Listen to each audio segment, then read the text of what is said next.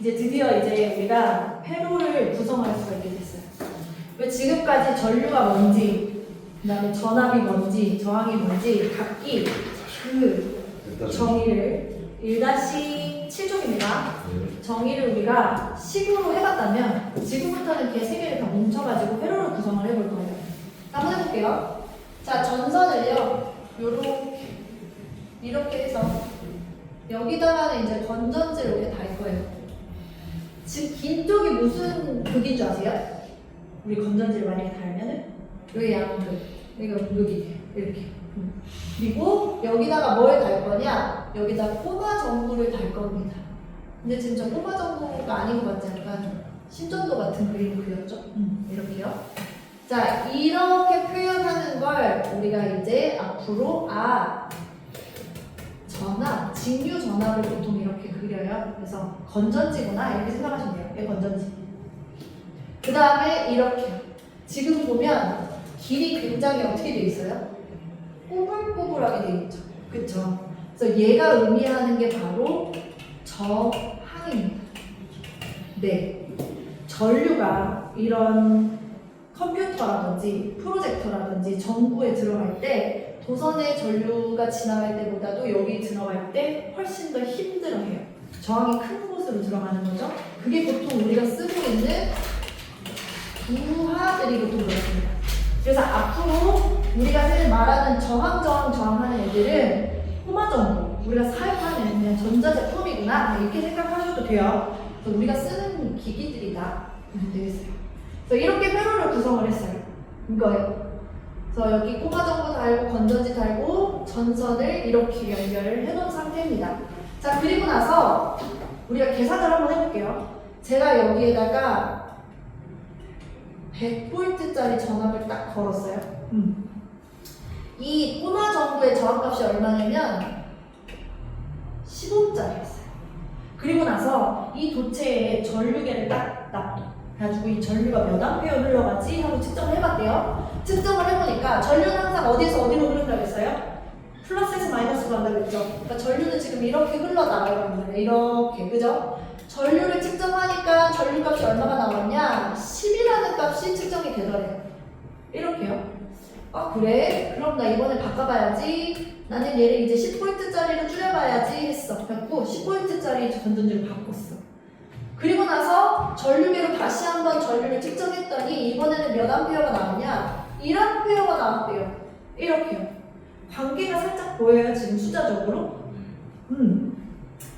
관계가 어떻게 되냐? 이렇게 되죠? 지금 보세요. 얘를 R이라고 표현을 해볼까요? R하고 V하고 I의 관계가 어떻게 됐어요, 지금? I하고 R하고 곱하니까 V 값이 나오죠. 맞아요? 네. 봐봐. I하고 R을 곱하니까 V 값이 나오죠. 이거예요. 이 관계죠. 그래서 이 관계로부터 저 회로에 걸어주는 전압이라는 녀석은 회로에 흐르는 전류와 그 회로에 부착되어 있는 저항의 값을 곱한 것과 같구나 라는 걸 옴이라는 사람이 발견해냅니다. 그래서 이걸 무슨 법칙? 옴의 법칙이라고 해요. 이렇게 보시면 돼요. 이거예요. 근데 우리가 저번 시간부터 했지만 식 하나가 나오면은 주인공 바꿔서 식 몇 개로 만들 수 있어요? 3개로 만들 수 있어요. 바꿔볼까요? 자, 이번에는 전류 주인공으로 바꾸고 싶어. 자, 그럼 이 식을 어떻게 변형시키면 돼요? R만 없애버리면 되잖아. 그죠? R이 곱하기로 지금 이루어져 있는 거죠. 그럼 반대로 뭐 해주면 돼요? 나눠버리면 된다고 이렇게. 그죠? 그러면 여기 없어지고. 등호죠? 같이, 똑같이 해주라는 뜻이야. 그럼 얘도 뭘로 나눠줘야 돼? R로 나눠줘야 돼. 그쵸? 그러니까 I는 결론이 어떻게 나옵니까? R분의 V로 나와. 그쵸? 자, 이번에 주인공 바꿔. 나는 R이 주인공으로 만들고 싶어. 그러면 다른 생각 해볼게요. 이제 R로 나눴던 걸 뭘로만 나누면 돼요? I로만 나누면 되잖아요. 그럼 R만 나눠지죠. 그럼 얘도 똑같이 I로만 나눠주면 되니까 자, R은 우리가 식이 뭐라고 말할 수 있어요? I분의 V라고 말할 수 있어요. 이해되시나요? 이 세 가지 식을 한 가지 그림으로 도식화 시킨 게 요거라고 생각하시면 돼요. V는 I 곱하기 R. I는 R분의 V. R은 I분의 V죠. 이렇게요. 이해되시나요? 그래서 저렇게 그림 하나로 그려가지고 외우셔도 돼요. 근데 식이 나온다는 건 계산 문제가 무조건 나온다는 뜻이고요. 근데 요새 훨씬 더 그 출제위원들이 좋아하는 문제류가 있어요. 식을 말로 설명하기. 비례방비례하는 게 진짜 좋아하거든요. 자, 저 첫 번째 식 보세요. V는 IR. 자, 전압은 비례한다, 반비례한다? 비례한다. 분모가 1도 없잖아. 분자밖에 없죠. 뭐에 비례한다고 말할 수 있어요? 전류와 저항의 곱에 비례합니다. 이렇게 말할 수 있어요. 자, 전류는 어때요? 전류는 저항의 분모에 있으니까 반비례. 전압에 비례한다라고 말할 수 있어요. 자, 반대로 저항은 전류의 반비례. 전압에 비례한다. 이 세 가지 식을 다 이렇게 말로 표현을 하실 수가 있어야 돼요. 이 문제 잘 물어보니까. 최근 기출에 되게 잘 나오고 있어요. 그래서 말로 비례반비례 관계만 잘 보시면 되시겠습니다. 그냥 우리가 머릿속에 근데 항상 넣어야 될 거. 그냥 우리 알잖아, 상식적으로. I하고 R은 서로 친해요, 안 친해요? 얘 이름이 저항이에요. 얘 이름이 전류예요. 전류하고 저항은 친한 사이예요, 원수지간이에요. 그래, 얘가 크면 얘 못 가잖아요. 그죠? 그래서 그냥 머릿속에 기본값으로 전류는 저항에 반비례한다. 서로 진짜 안 친하다. 이렇게 생각해주세요. 이걸로 많이 문제 풀 거니까. 그래서 그렇게 좀 생각을 먼저 좀 해주고 계세요. 자, 그러면 연습 좀 해봅시다. 어떤 식의 문제가 나오는지. 자, 예제 보세요. 오의 법칙을 바르게 설명한 게 뭐냐고 물어봐. 몇 번이에요? 몇 번? 2번. 아까 전류하고 저항은 안 친하다 그랬잖아요. 반비례 관계다. 이거예요. 이거 무조건 맞춰야 되는 문제예요. 자, 한 번 더. 자, 24V의 전압에 의해서, 자, 이런 문제 나오면 무조건 뭐 하라고 했어요? 밑줄 긋고 기호 쓰기. 맞아요. 6A의 전류가 흘렀답니다. 밑줄 긋고 기호 쓰기. 뭐 물어봤어요? 컨덕턴스. 컨덕턴스 기호를 우리 G라고 썼거든요. 자, 컨덕턴스 하면 우리가 반드시 뭘로 바꿔 생각하라고 했어? 뭘로 바꿔 생각하라고 했어요?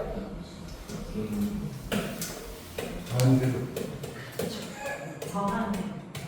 우리가 저항으로 바꿔 생각하라고 했단 말이에요. 그래서 이 문제 살짝 바꾸겠습니다. 컨덕턴스 아니고 저항이 몇 옴이냐로 물어보는 문제를 바꿔볼게요. 자, 그러면 힌트를 하나 드리면요. 회로라는 말이 들어가죠? 그럼 이거는 무조건 무슨 법칙? 여기 생각하시면 돼요. 지금까지 우리가 배웠던 거는 회로하고 상관없는 것들이야. 근데 회로라는 말이 들어가잖아요? 무조건 오메 법칙만 떠올리신대요. 오메 법칙 하면 뭐라고? V는 IR. 어떻게 외울까요? V는 IR. 이렇게요. 그래서 이 법칙을 바로 떠올려 주시면 돼요. 이렇게 오셔야 돼요. 자, 근데 여기서 물어보는 건 무슨 값? 저항값. 자, 저항으로 바꿔서 R은 철천지 맨수 I분의 V가 되는 거죠.